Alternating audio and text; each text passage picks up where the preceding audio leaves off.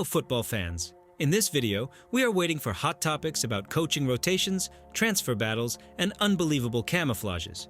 Jose Mourinho is a coach with big ambitions, but will he get a second chance to return to Manchester United after his scandalous sacking? And Barcelona are about to change their head coach. Who will lead the Catalan club? And how will the new coach solve the financial problems of the Blaugrana in the transfer market? And, of course, let's remember Real Madrid's epic match against Bayern Munich in the Champions League. How did the Creamy manage to make this incredible comeback? Jose Mourinho is keen to get another chance at Manchester United, as reported by the local media, particularly the Manchester Evening News. Allegedly, he has expressed his willingness to make the journey to Manchester on foot just to lead the Red Devils for a second time. What do you think of the prospect of Jose returning to the club? You know, Mourinho can be treated ambiguously. Some argue that he is toxic, others that his style is outdated, all those defensive formations and the like. However, if you take a closer look at his statistical numbers, they are generally favorable. Take Manchester United, for example. It won the League Cup, triumphed in the Europa League, played in the FA Cup final in its second season, and finished second in the Premier League. By the way, has anyone since Sir Alex Ferguson been able to get that high? Tell us in the comments. Personally, we don't recall any. So Jose looked more than good at Manchester United. Let's say more. He was the best mentor of this team after Ferguson. Let's turn to Roma. Yes, he failed to lead the Wolves to the championship, but let's be honest, Roma does not have the same squad. But at the same time, he managed to win a trophy with this team and play in the finals of tournaments. So all those who call Mourinho ineffective are wrong. Yes, we will agree that his football may be outdated somewhere, and there are not many impressions of him, but we can't say anything about his effectiveness. And to continue the Manchester United theme. According to the Daily Mail, the players of the team are convinced that Erik ten Hag will be sent into retirement after this season. Also, if the source is to be believed, it will be officially announced after the FA Cup final, which will be held on 25 May. There, Ten Hag will be facing another Mancunian club and, admittedly, he has little chance of winning the trophy. Although if that happens, it could save Erik ten Hag from being sacked.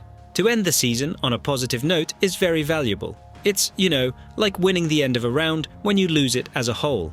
So, we'll be looking forward to the finals. And you, in order not to miss anything, subscribe to our channel right now and activate the bell notifications. That way, you definitely won't miss anything. And while you're doing that, we'll move on to the next block of news. One of the main goals of Barcelona in the upcoming transfer window is to strengthen the central midfield line. Xavi has long expressed his wish to the management regarding the acquisition of Bernardo Silva, who could be available for €50 million this summer. However, Joan Laporta and the club's sporting director, Matteo Alemany, believe they know better. They call Silva too expensive an acquisition. On this ground, they even had a conflict with Xavi, reports Todo Fichajes. Laporta and Alemany plan to realize the purchase of Gais-Leipzig midfielder Dani Olmo and Atletico winger Nico Williams. The clausula in Williams' contract is the same 50 million. Yes, and the acquisition of Olmo will not come out cheaper. Yes, perhaps Olmo and Williams can be offered a more modest salary, and they are younger. But Bernardo has a lot of experience. The Portuguese will play for another 5 years at the highest level. Barcelona signed Gundogan last summer, and is anyone complaining? No, he instantly became the leader of the team. Xavi insists on Bernardo because the team needs veterans to lead the youngsters. In addition to Olmo, Alonso and Williams, the Catalans are also considering Javier Simons. According to Mundo Deportivo, Barcelona are extremely interested in him, and the Dutchman himself dreams of returning to his native team.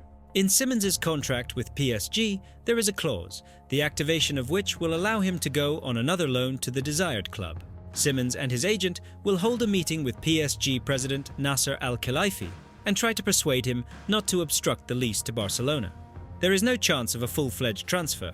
The Parisians will ask at least €100 million for Simons. Xavi can play both in the centre and on the flanks, just perfect. Only Luis Enrique will definitely make every effort to keep Simons, because in him the coach sees the future of PSG after the departure of Kylian Mbappe. But you can't chop a feather out of a contract with an axe. The past and future of Parisians will play for the La Liga title. Once again, Real Madrid made it to the final stage of the old world's most prestigious club tournament. And yet Bayern Munich were so close to success. The first half of the return semi-final clash was magnificent, but was played under the total dictate of the representatives of the Spanish capital. Tuchel deliberately avoided long ball possession and opted to play lower. Even the presence of such a skillful dribbler as Lute made it impossible to open up the tight defense in the absence of free areas. In addition, Bayern's attacking player Neuer, who performed true goalkeeping miracles and deflected literally all the shots, was waiting for him. His opponent was Vinicius. It was from the Brazilian winger came the main threat from the Creamy. He constantly invented something and simply drove Kimmich, who, by the way, neutralized Mbappe during the match between Germany and France. After yesterday's game, Vinny's chances of winning the Ballon d'Or have clearly increased. And now, who knows if Mbappe will even become Real's leader when the Galacticos have Vinicius. Alphonso Davies scored a masterpiece goal for his future club. After receiving the ball, assessing the situation, he hit a perfect shot into the back nine. I'm not sure Tuchel was prepared for such a turnaround, as the Germans' subsequent substitutions were a nightmare. I can still understand the logic of Kim replacing Sane. The veteran needed support. But why remove Kane? Why change Musiala? Bayern simply said that now the cream cannot think about defense at all. Well, Madrid went on the attack with all their might. From whom they did not expect a goal, and even more so a double, it was Joselu, who appeared in the 81st minute of the game. And it was a shame for Neuer, who had made a mistake. But after Vinny's kick, he couldn't hold on to the ball. Bayern simply didn't have anyone to score with, thanks to Tuchel's top substitutions for Madrid's epic comeback, which was once again accomplished in some inexplicable way. Alas, it was not without refereeing errors. The referee recorded an offside when in such situations, referees are advised to let episodes play out and then rely on the VAR. And apparently, Marciniak unfairly prevented Bayern from distinguishing themselves. Thomas Müller complained after the match. The referee's decision was strange. It happens a lot in Madrid, and it has happened to me before when Cristiano did the double. Nobody can explain it. In my opinion, Real Madrid deserved to reach the final. But if the referee had made a mistake, things could have turned out differently. The media is also abuzz with headlines that Real Madrid are due to announce the transfer of French talent Kylian Mbappe to their club in the near future. During his time at the Catalans, Xavi has shown that he has developed as a mentor and is ready for the challenges of coaching at the top. Xavi has shown himself to be a skillful and inventive tactician while keeping the team's dressing room tidy. Barcelona's helmsman has proved unfazed by the management and all the hardship he has had to put up with. Injuries to centre-backs. Here's a young Kubarsi playing like a seasoned veteran at an elite level. A shortage of players on the flanks. Yamal will be happy to step in. Lack of a quality holding midfielder. Well, I'll find a way to utilise Christensen, relieving him of the workload. Undoubtedly, not everything is perfect. Xavi now and again risks getting a yellow card or even a suspension, regularly shouting something at the referees. But what can you do, Catalan hot-headedness? And before the match against PSG, the coach urged the team to be patient and cool, but in the end, he was sent to the stand after Araujo. Nevertheless, Xavi is a coach of the highest caliber, and for Barcelona, retaining him was the best possible outcome. It is highly doubtful that the Blaugranates would have had an easier time in these difficult times.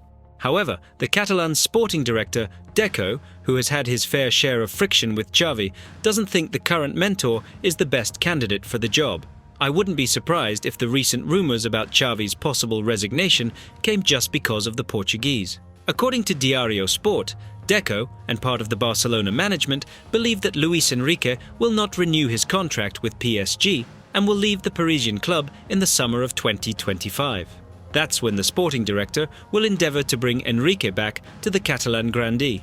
Enrique is undoubtedly an outstanding mentor who won the treble with Barcelona, but he was able to do it with Messi, Suarez and Neymar in attack. There will be no such happiness in the current team. But in PSG, the coach is ready to provide the players he wants.